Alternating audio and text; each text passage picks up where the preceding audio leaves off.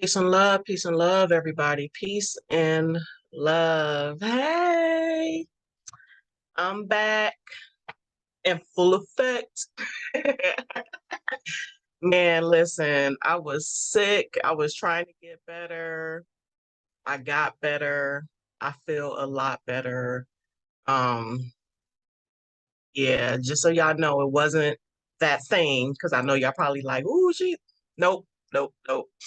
Um, when I moved down to North Carolina, I suffered from really, really bad sinus infections, right?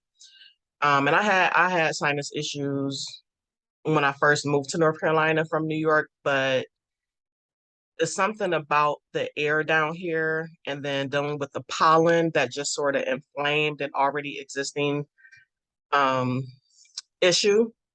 Now, I hadn't had a sinus infection in quite some time. The last time I was actually sick was in January of 2020, which is right before that thing broke out. Y'all know what I'm talking about.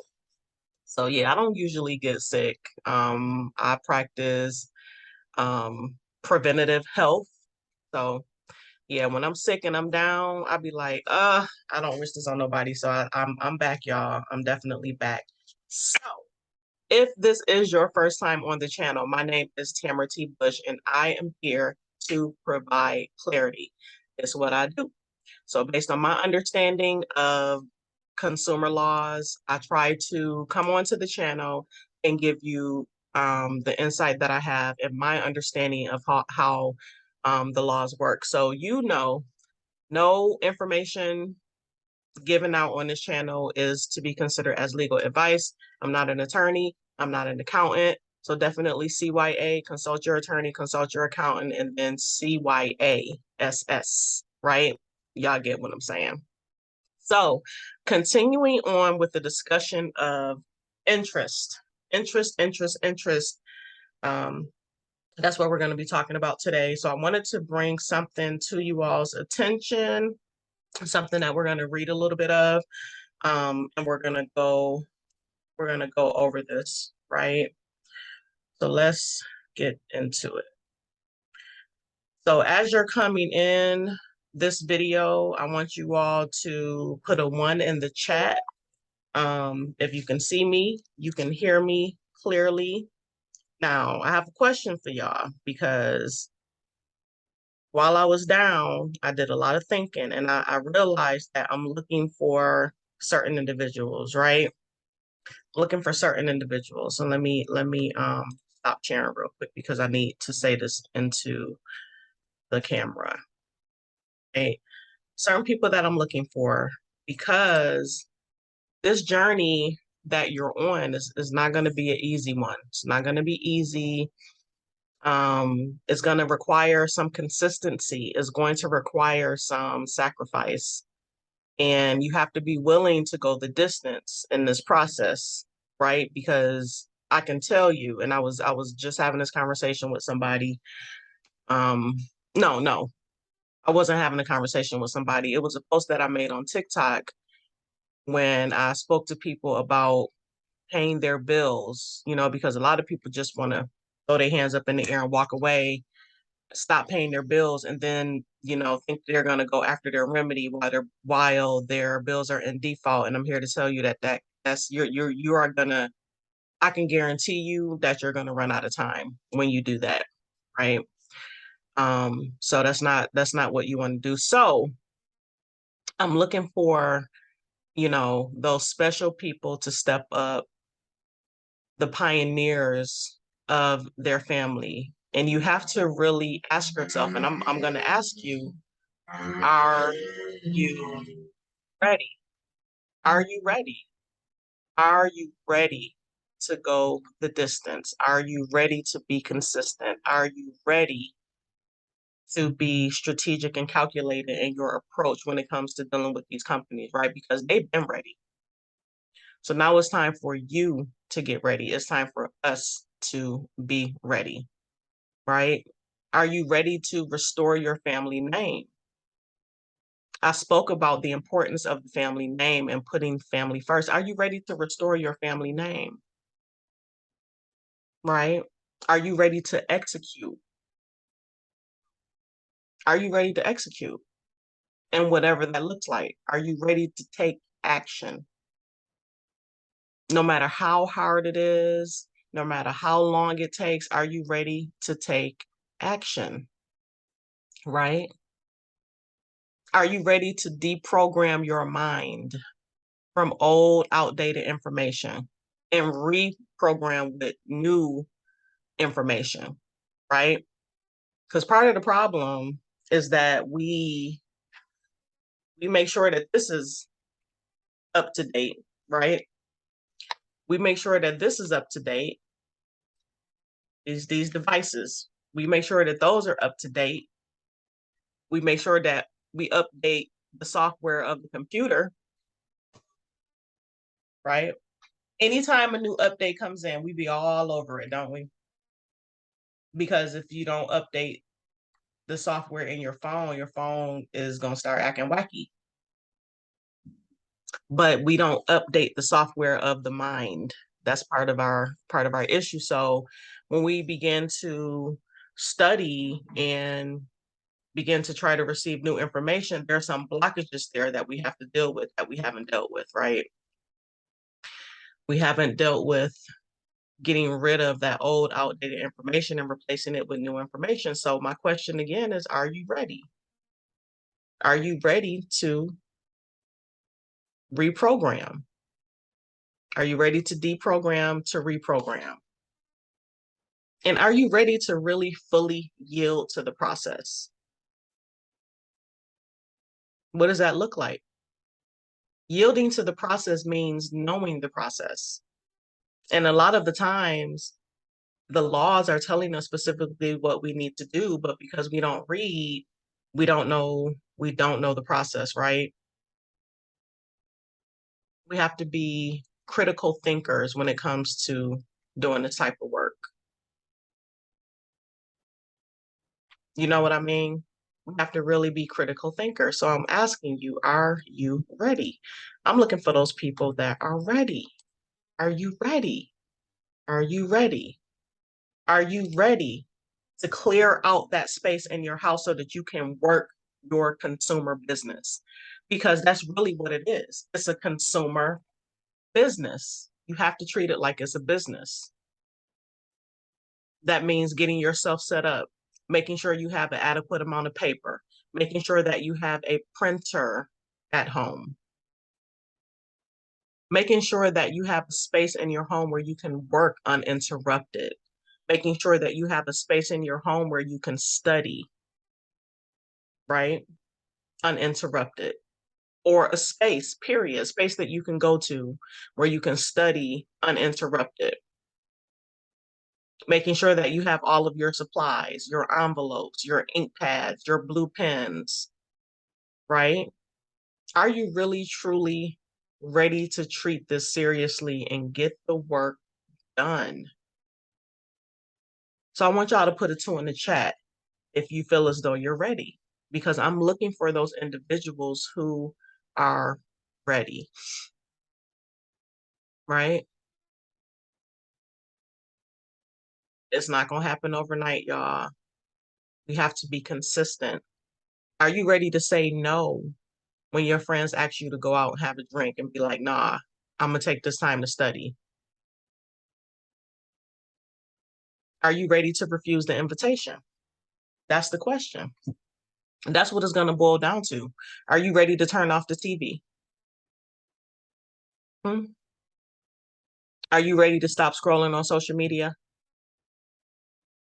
Are you ready? Because you know we spend a lot of hours scrolling on social media. You ready to put that phone down for a little bit? I'm just saying, because it's gonna take that type of sacrifice. This is serious. So we have to treat it like it's serious. It's not, oh, do one document today and then tomorrow don't do nothing. No, this is an everyday thing for me. This is an everyday thing for me, because trust and believe, when I was sick, I was still reading. When I was sick, I was still studying. Y'all didn't see my face, but I was still studying and researching. I could barely hold my head up, but I was still trying to read. I was still trying to read because it's necessary. Are you ready to do what's necessary? Right? You got to know who you are in this. We got to know who we are. We have to know what we're capable of in this. What are you capable of? Are you capable of going the distance? Are you capable of not giving up? Are you capable of sacrificing your time? Because it's going to cause you to sacrifice your time. You know how many times my husband tried to pull me up out this office, and I'm like, what? I have tunnel vision when it comes to this. Yes, I also have a balance, but if it's not in alignment with what I'm doing, I'm not trying to hear it. I'm I'm not trying to hear it because everything out there is just a distraction. And it's designed that way. It's all designed to knock you off your square and to distract you from the work that we're supposed to be doing. This is part of the reason why I don't follow celebrities on social media. I see it. I've seen enough of celebrities in my lifetime. I don't care what's going on with no celebrity. They're not affecting my life in any way. They don't pay my bills. Why do I care what's going on with this, that, and the other celebrities' relationships? I got my own relationships to be concerned about, right? This is why I don't get caught up with any of that.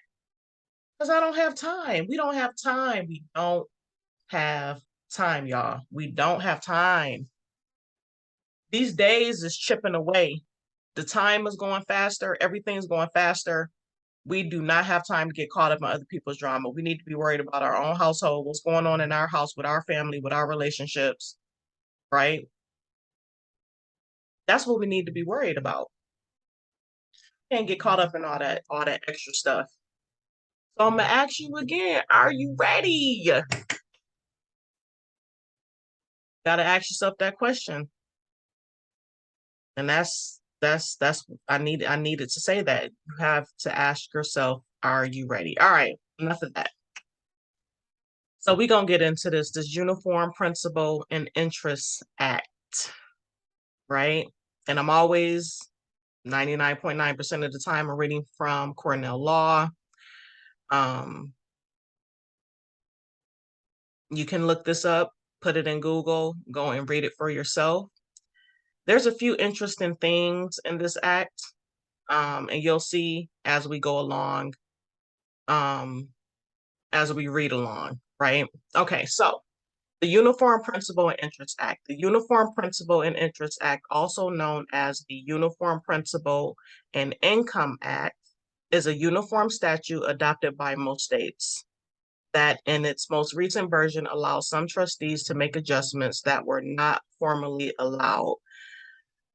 For example, a trustee could distribute principal to income beneficiaries if it were necessary to carry out the process of the trust. Part of the reason why I wanted to go over this is because not only are we speaking about interest, because this is what y'all are looking for to learn about, right? Securing your interest. In addition to that, one of the things that we always have to keep in the back of our mind is that there is always a trust at operation. Always a trust at operation. So everything that we do, we have to understand that that's the case. A lot of these companies out here that we're doing business with are acting standing trustees. We're the beneficiaries, right? But we don't recognize that we're the beneficiaries and that we're supposed to be receiving the interest from these accounts. And we're supposed to be giving instructions to the trustees to perform. And that is part of the issue that we're having. We're not giving proper instructions, right? Okay, so let's look at some of these definitions. Uniform statute, that is pretty much just, laws that were written. We know the definition of that, right? Laws written by lawyers from a variety of backgrounds, so we don't have to get too much into that one. All right. Trustees. A trustee is a party who holds legal title to trust property. Trustee may also be the trust beneficiary, but he may not be the sole beneficiary because there will be no separation between legal and equitable ownership, which is required for a valid trust. A trustee is a requirement of an express trust along with trust property, trust intent, and definite beneficiaries. Okay, so what's trust property? Trust property is also known as trust res or corpus. It is the property that is the subject of the trust. The property must be presently existing and identified. Trust property can be any property interest. Any property interest that the law recognizes as a valid property interest that can be transferred. It is a requirement of an express trust along with trust intent, a trustee, and definite beneficiaries. Okay, so let's click on trust. Form of division of property rights. Property rights in which certain property ownership, which goes to the trustee, is separated from the beneficial enjoyment, which goes to the beneficiary. The person who transfers the property into the trust is known as the grantor or settler. A right enforceable in equity to the beneficial enjoyment of property held by another party who actually holds legal title. The property so held may itself be called a trust, especially if it consists entirely of invested money, i.e., a trust fund. Right, so let's click on equity. In law, the term equitable or the term equity refers to a particular set of remedies and associated procedures involved with civil law. So if you've ever heard anyone use the term equitable interest, this is what they're speaking about, right? It says a particular set of remedies. Okay. We hear the word remedy being thrown around all the time. Are you getting your remedy? Are you getting your remedy? This is what they're speaking about. Your equitable interest and the interest that you are entitled to as the beneficiary of the trust. And so I had already gone over the Sesta-Cavey Trust Act of 1666, right? That was in a previous video. So this is an extension of that explanation because we're speaking about the trust. There's always a trust at operation. And so us as the beneficiary of the trust, we are always seeking our remedy in terms of our equitable interest, right? These equitable doctrines and procedures are distinguished from legal ones. While legal remedies typically involve monetary damages, equitable relief typically refers to injunction, specific performance, or vacator. A court will typically award equitable remedies when a legal remedy is insufficient or inadequate. For example, the courts will typically award equitable relief for a claim which involves a particular or unique piece of real estate. Okay. Remedies. We throw this word around all the time, but do we really, really, truly know what it means? A remedy is a form of court enforcement of a legal right resulting from a successful civil lawsuit. Now, this is where we fall short because we think that we could just send out all these letters and then the check is just going to mysteriously appear in the mail. It don't work that way. I wish it worked that way, but it don't. It don't work that way, right? It says enforcement of a legal right resulting from a successful civil lawsuit. Remedies fall into three general categories.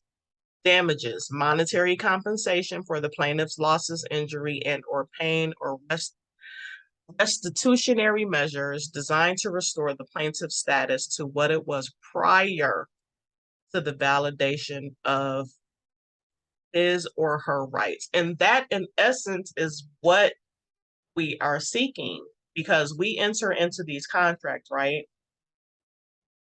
We enter into these contracts, but we don't know how to properly assert ourselves to get these companies to perform, right? So in one of my previous videos, I spoke about rescinding. And when you rescind, in essence, that's what you're trying to do. You are trying to restore You're trying to restore the contract back to its original form, because we didn't claim our interest within that very small window that we have after we signed the contract. The obligation became due for us to pay instead of us getting paid, right? So when you go to a company website and they have an offer for an extension of credit on the website, they are making you an offer. They're making you an offer to pay you, to extend you credit, right? You accept the offer when you fill out the application. You're accepting their proposal to pay you. That's in essence what's happening. So after you submit the application, right, and you sign the credit card agreement, the promissory note, whatever the agreement is that you sign as a result of submitting that application, the creditor is supposed to perform according to those terms. But because we don't know how to secure our rights, we end up paying. So when you get your remedy, that in essence is you're restoring it back to the original intent, and you're getting the company to perform according to the original terms of the agreement, right? That's what that means. So it says restitutionary measures designed to restore the plaintiff's status to what it was prior to the violation of his or her rights, okay? Coercive remedies, requiring a party to do or omit doing a specific act through injunction relief or a court order of specific performance. A court mandates that a party fulfill contractual obligations, right? Declaratory judgment. The court determines individual rights in a specific situation without awarding damages or ordering a particular action, right? Because of their historical origins, monetary damages are often referred to as legal remedy, while coercive and declaratory remedies are termed equitable. Okay. So we have to know exactly what we're dealing with here, right? We got to know what we're dealing with. So we have to get into some of these definitions. All right, so let me go back to what we were originally reading.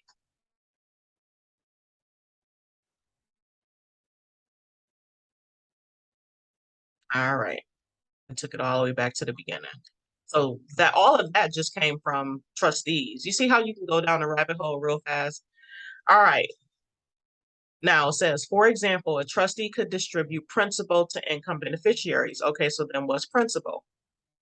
In general, a person or a thing that is more important than others when identified for a particular purpose. More specifically, in various contexts, someone who authorizes another to act in his or her place. Okay, you all heard me speak about the DBA. Heard me speak about the DBA. And one of the tools that you can use to begin to control your legal person, right? That is in essence what is happening here. Someone who authorizes another to act, your legal person is your principal. You are acting on behalf of your principal. It says see agent, fiduciary, and fiduciary duty. Okay, so let's click on agent. An agent is a person authorized to act on behalf of another person. That is you. Surname, given name, signs on behalf of first name, middle name, last name in their authorized capacity as agent. That's what that means. The party an agent is authorized to act for is known as the principal. A principal-agent relationship can either be intentionally created or created by implication. So we want to be intentional to make sure that we establish that agency relationship. That's the relationship that you have with your legal person. It's an agency relationship. But have you expressed that agency relationship by filing and registering the proper documentation and expressing that through your letters, right? It says it can be either intentionally created or created by implication through one's actions. right? So we want to be intentional. We want them to know without a shadow of a doubt that we are acting in our proper capacity as agent on behalf of, right? That's what we want. They need to know who you are. Okay, so let's click on fiduciary. A person owing a fiduciary duty to another. Fiduciary duty overview.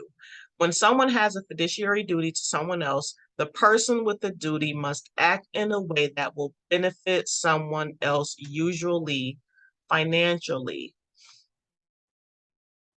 The person who has a fiduciary duty is called the fiduciary, and the person to whom the duty is owed is called the principal or the beneficiary. If the fiduciary breaches the fiduciary duties, he or she would need to account for the ill-gotten profit. Beneficiaries are typically entitled to damage. This stuff is important to know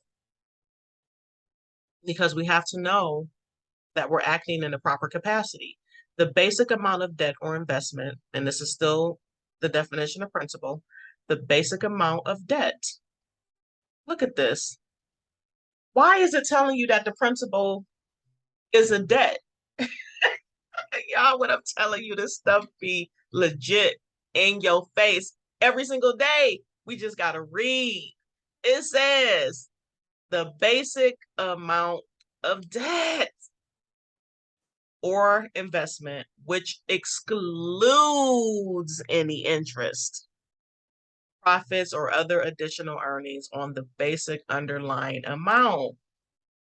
Number 3, someone with primary responsibility to perform an obligation. See surety. Okay, right here. This right here. This right here. Number 3. This is where they got us trapped. This is where they have us trapped. And this is where we're trapped in our minds because we're thinking that we are the surety. You see where it says see surety? You see where it says see surety? This is how you know you are not the principal. Your legal person is the principal. Someone with the primary responsibility to perform an obligation. See surety. Check this out. Surety. Someone who assumes direct liability for another's obligation. Financial creditors may require the debtor to find a surety who then signs the loan agreement along with the debtor. Man, this is how they got us trapped right here, y'all. Come on. This is how they got us trapped because we are acting as a surety for the principal, and we should not be acting as a surety for the principal. The principal is supposed to cover us. We're the beneficiary that's supposed to receive benefit from the actions of the principal. We're not supposed to take on those obligations. This is where they got us stuck with these contracts because they have us acting as surety, but we don't know that we're not supposed to be acting as the surety. Although similar to a guarantor, a financial surety's liability arises as soon as an agreement is closed. Is this not what you're doing when you sign on the dotted line?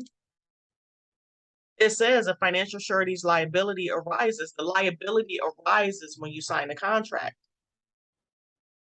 And so this is why I always say that we have got to make sure that we know exactly how we are signing these documents, because when we sign a blank endorsement, we are inviting liability into our house.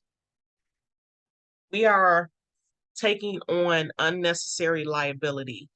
We have been made the surety for the legal person. That's where they got us stuck. That's where they got us stuck. Guarantor. Someone who promises to fulfill another party's obligation. Explain to me why the natural person would promise to fulfill the obligation of the legal person. Why would we do that? Why do we think that we're supposed to do that? That obligation belongs to the legal person. And the legal person is an instrumentality of the U.S. government. And the U.S. government, according to 18 U.S.C. 8, holds all the obligations. So why are we allowing them to push the obligation onto the natural person? That should never happen. Guarantor, someone who promises to fulfill another party's obligation if the other party fails to perform. Financial creditors may require the debtor to find a guarantor who then signs the loan agreement along with the debtor.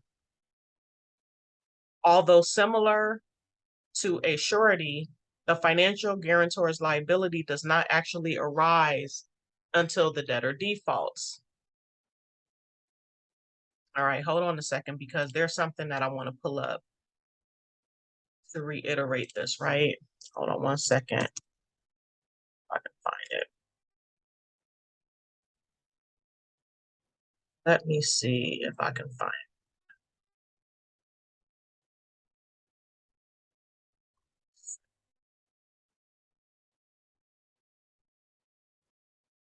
This is where they got us stuck at, y'all. This is where they got us stuck. Check this out. Check this out right here. Let me bring this up. Okay, this is the definition of cosigner, right? Because what did the definition of surety say? It says financial creditors may require the debtor to find a surety. Okay. The reason why I brought up cosigner is because there are 3 parties to every transaction. 3 parties. And I said this on my TikTok. There's 3 parties. There's the natural person, the legal person, and then there's the company that you're doing business with. There are 3 parties. Part of the issue is that they do not advise you the capacity in which you're signing when you go to sign for a loan agreement. You're actually signing as a cosigner. A cosigner is someone who signs the loan with another person, borrower. So we're thinking, oh, let me go get my wife gonna be a cosigner, my cousin gonna be a cosigner, my auntie gonna be a cosigner, my uncle gonna be a cosigner. We're missing the essence of what's happening in these transactions when we go to sign. Because you are not your legal person, the banks tricked you into co-signing for your legal person, and this is how you became surety. This is how you became surety, okay? A co-signer is someone who signs a loan with another person, the borrower, and agrees to pay the loan if the borrower is not able to repay. And otherwise, a cosigner accepts equal responsibility for repaying the loan. As explained by the Consumer Financial Protection Bureau, a cosigner is usually a parent, spouse, or friend who guarantees to pay back the loan if you are not able to repay. Co-signing can be beneficial for both the borrower and the lender. Having a cosigner reassures the lender that the loan will be repaid, and at the same time, it can help the borrower to get a better, whatever.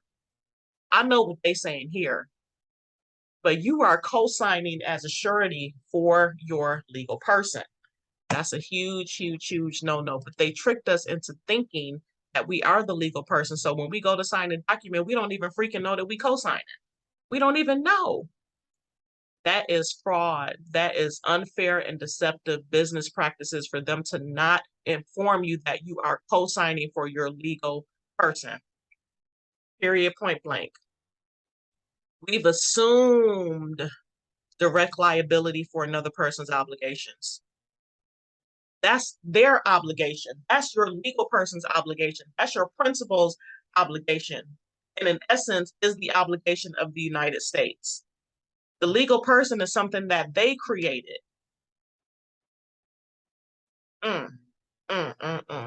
Y'all, stick with me on this. I'm telling you, this is some deep stuff.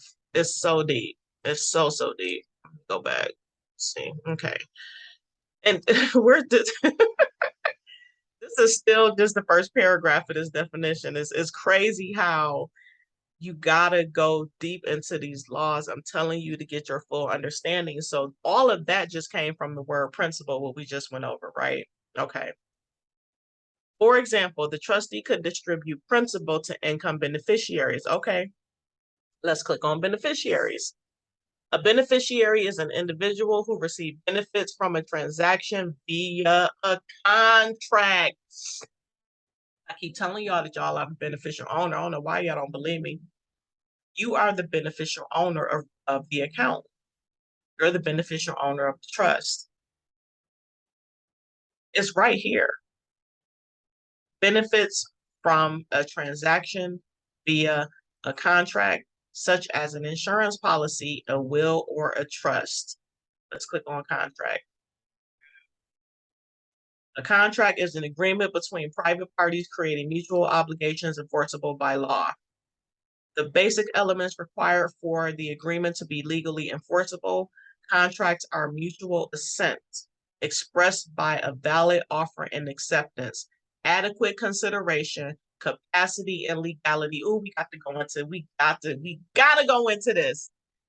We gotta break this down because I need for us to understand what is really happening out here when we sign. When we sign, it says at the most basic level, there are certain elements that has to be there in order to make this contract a binding contract, right? In order for it to be legally enforceable. You see this? The basic elements required for the agreement to be legally enforceable are mutual assent. Mutual assent. How can you mutually assent when there are certain terms and conditions that are being withheld from you when you sign? So you are not able to make a reasonably informed decision when you sign your contract because information is being withheld from you. Mutual assent, agreement by both parties to a contract. Mutual assent must be proven objectively and is often established by showing an offer and acceptance.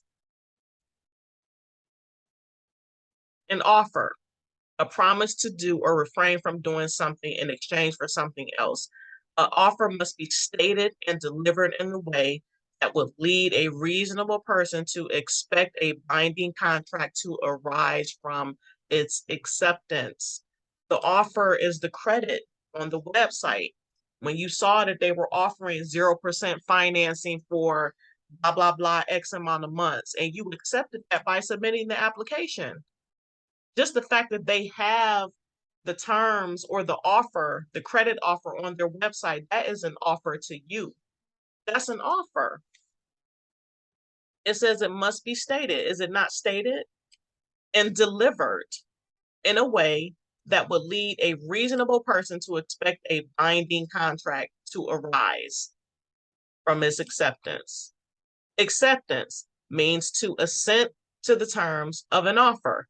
Some common uses of the term acceptance in a legal sense include, in the context of contracts, acceptance refers to one person's compliance with the terms of an offer made by another.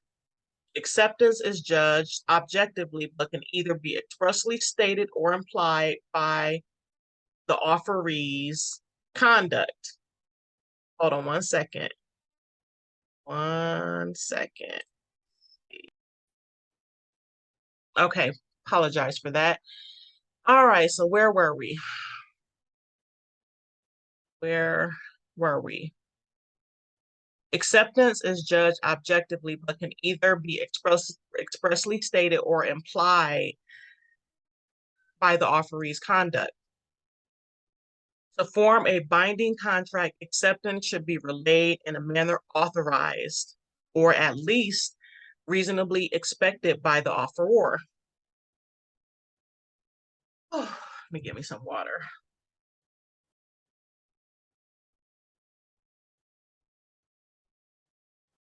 In the context of insurance law, acceptance takes place when an insurer agrees to the person's application for insurance and it turns issues them a policy to cover certain risks or perils. I'm going to click on this one right here. Okay. Insurer. Insurer. The insurer is the party in an insurance contract that promises to pay the compensation. The insurer is an entity, usually an insurance company, that underwrites the insured risk. An entity refers to a person or organization possessing separate and distinct legal rights, such as an individual, partnership, or corporation. An entity can, among other things, own property, engage in business. Okay, so we know that one. We know that one. So let's go back. Ooh, this is some good juicy stuff right here, y'all. This is good, good, good, good juicy stuff. When they are making you an offer, they are offering to insure you. Why do you think they're talking about insurance in here when we're talking about contracts and interest? This is why they're offering to insure you.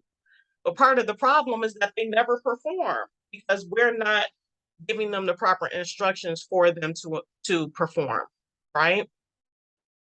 All right, so that was all for mutual assent expressed by a valid offering. Okay, so let's go into offer and acceptance. Ooh, it's taking us to the UCC, baby. Yes, that's what I like. It's taking us to UCC. Offer and acceptance and formation of contract. Y'all, this is important. This is important.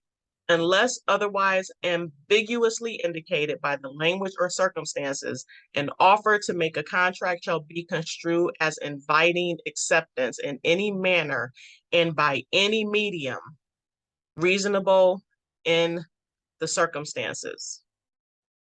An order or other offer to buy goods for prompt or current shipment shall be construed as inviting acceptance either by a prompt promise to ship or by prompt or current shipment of conforming or non-conforming goods. What is conforming? Conforming, let's see. Why didn't it take me to the definition? I mean, I clicked on conforming and it took me to contract agreement, contract for sale, present sale, conforming to contract, termination, cancellation. Yeah, I'm not gonna read all of it. I gotta go in here and read this stuff, man. I'm telling you. But such shipment of non-conforming goods does not constitute an acceptance if the seller seasonably notifies the buyer that the shipment is offered with an accommodation to the buyer. Where the beginning of the request of performance is a reasonable mode of acceptance, an offeror who is not notified of acceptance within a reasonable time may treat the offer as having lapsed. This is the problem. We're not properly accepting. Yes, we signed the contract, and that is a form of acceptance, but we have to officially submit an acceptance, right? And so this right here, that reasonable time, it says if where the beginning of a requested performance is reasonable mode of acceptance, an offeror who is not notified of acceptance when within a reasonable time may treat the offer as having lapsed. Everything is lapsing. After the lapse, this is why you have to perform instead of them performing because proper acceptance was not done on the contract. All right, so where were we? Okay, so mutual assent, offer and acceptance, right? So let me go back. The basic elements required for the agreement to be legally enforceable, to be a legally enforceable contract are mutual assent expressed by valid offer and acceptance. It says valid offer and acceptance, right? Adequate consideration, capacity, capacity, capacity. We're incompetent, meaning we do not have the proper capacity. We're not acting in a proper capacity because we're incompetent, because we are not being fully informed, nor are we doing the research. We're not reading the laws, right? Capacity refers to the ability to make rational decisions based upon all relevant facts and considerations. So you know what this tells me? This tells me that we need to know exactly what our duties and responsibilities are as the consumer. We need to know what their duties and responsibilities are as the secured party, right? Because they're securing us. They're offering to secure us. That's what the offer is. They're offering to secure us, to insure us, to cover us, right? We have to know who each party is in each transaction to know what is supposed to take place in those transactions, right? so that we can make a decision based on all relevant facts and considerations. And a lot of the times we go into these situations blind because we didn't study, we don't know. Some common usages of the term capacity in the legal sense include, in the context of criminal law, the term capacity means the defendant must have the ability to understand the wrongfulness of their actions. Okay. But in contract law, the term capacity denotes a person's ability to satisfy the elements required for someone to enter binding contracts. Elements. An element is an essential requirement to make a claim or defense in court. And I will say this again, and I think I spoke about this in the billing error dispute video. We have to know how we were violated before we have the claim upon which relief can be granted. We have to know how we're violated, right? We have to know. And a lot of the times those violations is based on a failure to perform. And so this is also true when you're dealing with the consumer reporting agencies. What did they fail to do? What did they fail to do, right? Because you can't just say that they violated a law of the FCRA and you can't prove their failure to perform. You still have to prove what they failed to do. Does that make sense? Put a 3 in the chat if y'all are following along with this and this is making sense. Because I need us to get this. I need us to get this, right? An element is an essential requirement to make a claim or a defense in court as elements in a civil action or a criminal action.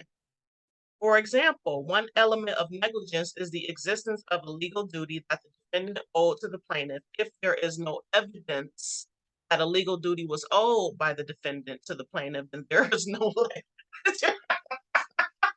I'm sorry, I didn't mean to laugh. It's so funny to me because, oh my goodness. Basically, what it's saying is not what you know, is what you can prove. And this is what I'll be trying to tell y'all when it comes to doing these letters. The administrative process is not just you sending one letter and then you pouting because you didn't get the proper response. What is your next step in the legal administrative process, my people? What's the next step? Did you get your documents recorded? If you're trying to enforce a law, what's the next step in that law based on what the creditor was supposed to do or the company was supposed to do? Did they fail to perform? Did you follow up after the time frame that you gave them to respond? Did you put them in default? Did you give them an opportunity to cure? Did you send your letter certified mail? Do you have evidence that those letters have been received? Did you get your letters? Did you get your documents recorded at the Register of Deeds? Did you transcribe your phone records when you spoke to those people on the phone? This is all evidence, people. It's all evidence. Evidence that has to bear the burden of proof, right? It says it right here. If there is no evidence that a legal duty was owed by the defendant to the plaintiff, then there is no negligence. It's not what you know, it's what you can prove. That's basically what that's saying. Come on. An element is also used to refer to an essential requirement. I'm telling y'all, we got to get tight with this. We got to get tight. We got to get tight. And this is all based off of the term capacity. So let's go back. We go back.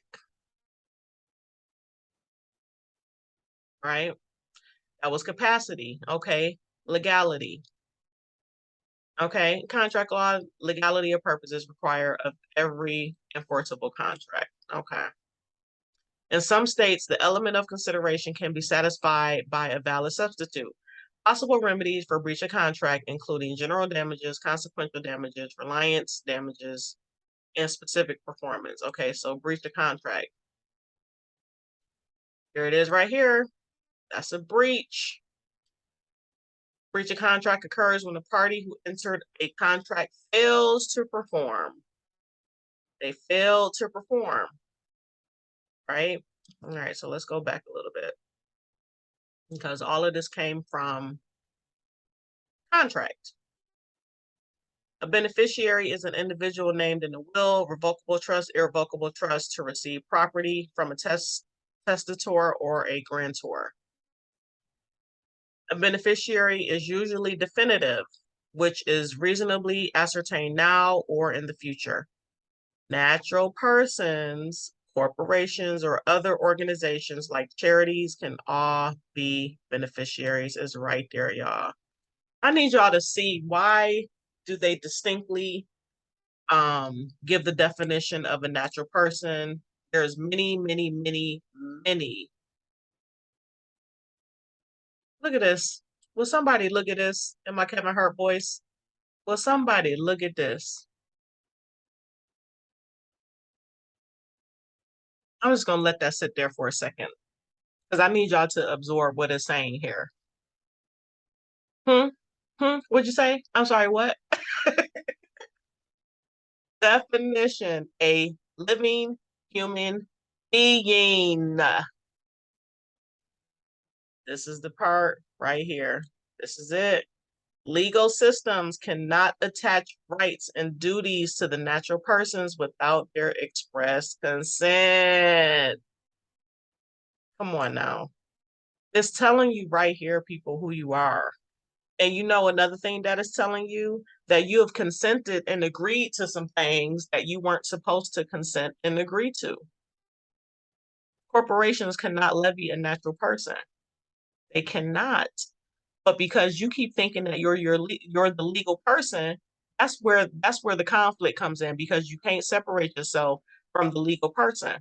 I keep telling y'all that y'all are natural people with a surname and a given name, but y'all keep thinking that y'all the first name, middle name, last name.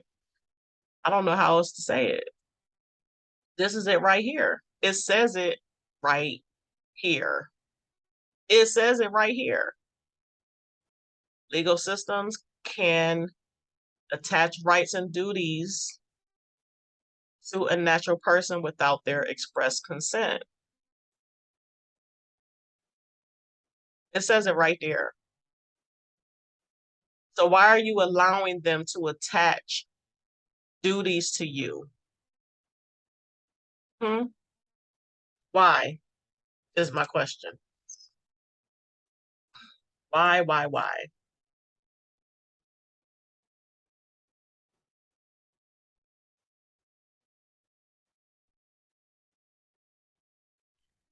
The definite beneficiary rule of express trust requires that the identity of the beneficiaries be ascertainable. That means that they have to know that you're the beneficial owner of record. Yeah, this is where it's at. I'm telling you. Yep. So that is the Uniform Principal and Interest Act. I just wanted to go ahead and go over that. This is information that we need to know. This is information that we need to know, right? So I'm going to continue with having the conversation on interest. Remember that there is always, always, always a trusted operation, right? We just need to know who we are. We need to know who we are. So I want you all to like, comment, share this video out. If this information was beneficial to you, definitely give me a thumbs up. I have a huge announcement that I'm going to be making next week. We got some wonderful things in the pipeline for August and September. Keep your notifications on. Make sure you are locked in. Stay locked in. Follow me on all of my social medias. I am Tamara T. Bush everywhere. Everywhere. TikTok, Instagram, Facebook, Twitter, LinkedIn, everywhere. Follow me anywhere, and definitely give your feedback on this video. I appreciate you all so much. My name is Tamara T. Bush. I'm signing out, and I will see you all in the next video. Deuces.